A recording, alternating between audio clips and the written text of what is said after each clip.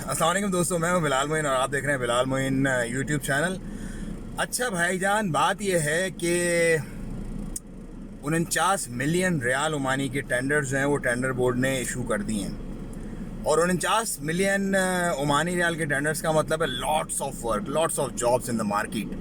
क्योंकि ये टेंडर जिन कंपनीज को मिलेंगे, ऑफ कोर्स वो इन प्रोजेक्ट्स को करने के लिए मैन पावर भी हायर करेगी। अगर रोड्स के प्रोजेक्ट्स होंगे तो रोड्स के हिसाब से, अगर ये मैकेनिकल के होंगे तो मैकेनिकल के पॉइंट ऑफ व्यू से, अगर ये समंदर के होंगे तो समंदर के पॉइंट ऑफ व्यू से। सो मैं जो आप लोगों को अक्सर कहता रहता हूँ कि यार ये उठ रहा है, टेक ऑफ हो रहा है, वो इन तमाम पाइपलाइंस को, टेंडर बोर्ड्स के मामलात को देख के, टेंडर मैनेजमेंट को देख के, जो कंपनीज जिस तरह से आ रही हैं, जो हाल अहवाल चल रहे हैं उस हिसाब से देख के वो सारी बातें मैं करता हूँ। तो पोटेंशियल है यहाँ पर, और ये मैं नहीं कह रहा, ये ओमान का टेंडर बोर्ड कह रहा है। मतलब मैं तो वैसे ही कहता हूँ, लेकिन अथेंटिसिटी ओमान टेंडर बोर्ड की है कि उन्होंने कहा 49 मिलियन के ऑलमोस्ट हमने टेंडर्स इशू कर दिए हैं। अच्छा, ये तो ये हो गया। अब जुमेरा जो ग्रुप है उसने भी अपनी एक नई होटल यहाँ पर, एक अपना नया जो है वो रिजॉर्ट टाइप उन्होंने ओपन किया वहाँ पे। तो नई बाहर की कंपनियाँ भी आ रही हैं, ये नहीं है कि सिर्फ इंटरनल ओमान का बिजनेस है, बाहर की कंपनियाँ भी आ रही हैं। उसके साथ ही साथ आरओपी ने भी एक सेंटर जो है अपना वो सूर में मेन वो बना दिया है, सर्विस सेंटर। क्योंकि देखो, आरओपी की जो सर्विसेज बिल्डिंग होती है उनके अंदर आपके बता के भी बनते हैं, उनके अंदर आपकी जो गाड़ियों की चेंजिंग्स वगैरह होती हैं वो भी सारे मामलात होते हैं, और वीज़ा से रिलेटेड और इस तरह जो भी पासपोर्ट रेलिवेंट जो इश्यूज़ होते हैं वो भी सारे वहीं पर सॉर्ट आउट होते हैं। तो ये एक अच्छी हो जाएगी मामला सूर में रहने वाले लोगों के लिए स्पेशली। अच्छा, उसके साथ ही साथ एक बड़ी इंपॉर्टेंट अपडेट है, और वो इंपॉर्टेंट अपडेट क्या है? वो इंपॉर्टेंट अपडेट है जो लोग वीज़ा से रिलेटेड इम्पॉर्टेंट अपडेट है। क्या इम्पॉर्टेंट है?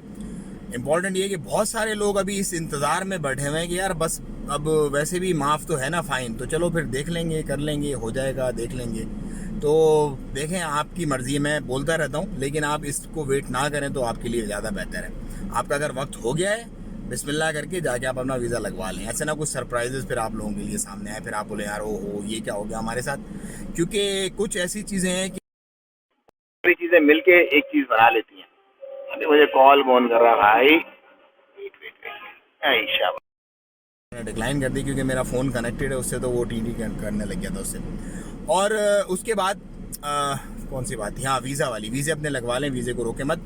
फीसिस वैसे ही हैं, वो जो पहले थी फीसिस वही दोबारा से सेम फीसिस हो गई। वो जो 2000 और 1100 और 2000 वाला चक्कर जो था वो अब नहीं है। तो फीसिस रिवाइज हो गई हैं ऑलरेडी, अल्हम्दुलिल्लाह बहुत अच्छे मामला चल रहे हैं। बाकी एक बात मैंने बहुत इंपॉर्टेंट आपसे करनी थी। क्या बात करनी थी?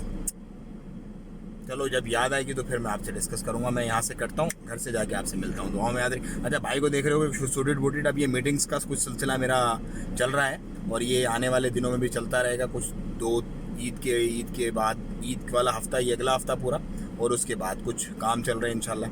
तो आप लोग दुआ करें सारे के सारे के उन कामों में मुझे सक्सेस मिले, और आप लोगों की दुआएं, आप लोगों का प्यार है। और चैनल को भी सब्सक्राइब करें और ज़्यादा से ज़्यादा लोगों में शेयर करें ताकि ज़्यादा से ज़्यादा लोग इसे देखें। और लाइक इसलिए करें क्योंकि रीच बढ़ती है। जब भी आप किसी के भी चैनल को, किसी की वीडियो को लाइक करते हैं तो वो फिर ज़्यादा लोगों को शो करता है यूट्यूब उसको बाय डिफ़ॉल्ट। सो ये थोड़ी छोटी मोटी रिक्वेस्ट है। बाकी वो बात जब मुझे याद आती है तो मैं घर जाके आपसे बना के इसको पूरी वीडियो को मुकम्मल करके अपलोड करता हूँ इंशाल्लाह। व्लॉग देखिएगा लाजमी और ज़्यादा से ज़्यादा शेयर कीजिएगा। अच्छा, वीज़े वाली बात ये थी कि कुछ ग्रोह बहुत ज़्यादा एक्टिवली इस वक्त सरगर्म हुए हैं लोगों को चूना लगाने के चक्कर में। उन्होंने अपने फेसबुक पेजेस भी बना लिए हैं, और वो अपने टिकटॉक वगैरह पर भी और दूसरे अकाउंट्स पर भी लोगों को कहते हैं बस इतने का वीज़ा और ऐसे ऐसे सैलरी और ये और वो और आ जाओ। तो भाई ऐसे लोगों से बड़ा होशियार रहना है आपने, बहुत ज़्यादा होशियार रहना है। किसी को 1 रुपया भी आपने वीज़े के नाम पे नहीं देना इस तरह से, क्योंकि आपके साथ फ्रॉड हो जाएगा। आप फिर बेचारे परेशान हो जाओगे, अपनी जमा पूंजी लगा के, और फारिग हो जाओगे। तो ये बात आप लोगों ने बड़ा शेयर करनी है। कोई भी अनऑथेंटिक सोर्स आप देखते हो जो आपको वीज़े के लिए कन्विंस करिए, वो भले ओमान का वीज़ा हो, यूएई का वीज़ा हो, सऊदी का वीज़ा हो, भले यूरोप के किसी मुल्क का वीज़ा हो, आपने उसमें आना नहीं है। क्योंकि मेरे पास इतने सारे डॉक्यूमेंट पड़े हुए हैं, मैं अगर यहाँ पे दिखाना शुरू करूँ ना, मतलब कोई 4 घंटे की वीडियो बन जाएगी कि जिन लोगों के साथ फ्रॉड हुआ और क्या क्या नए नए तरीके, नई नई कहानियां सुना के लोगों के साथ फ्रॉड हुआ है। तो इससे आपने खुद भी बचना है और लोगों को भी बहुत बचाना है। किसी भी अनऑथेंटिक सोर्स से, जो कि अथेंटिक ना हो, आपने उससे वीज़े की कोई बात नहीं करनी, 1 रुपया भी नहीं देना। अगर किसी से बात करते हुए तो उसको बोलो भाई वीज़ा दे दो, पैसे ले लो, बस। उधर में बंदा पहुंचेगा, उधर ओमान उतरेगा, इमिग्रेशन करके बाहर निकलेगा, इधर आपके हाथ में हम पैसे रख देंगे।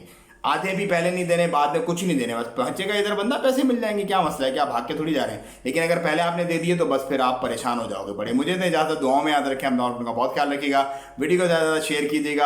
अच्छा, एक और बात आई है मेरे दिमाग में, मैंने सोचा ये भी आप लोगों से मैं शेयर कर दूं कि ज़िल हज की कुर्बानी के जितने भी लोग इरादा रखते हैं, तो आज मोस्ट प्रॉबेबली चांसेस हैं कि चांद नज़र आ जाएगा ज़िल हज का, और 9 तारीख को ईद होगी। तो अपने नेल्स, हेयर्स जो भी हैं वो आपने अगर तराशने तो मगरिब से पहले पहले उसे तराश लें, और उसके बाद फिर कुर्बानी करने के बाद उसको करें। बाकी अगर कोई बंदा मतलब जो अपने मसलक अपने उसके हिसाब से करना चाहता है वो वैसे भी कर सकता है।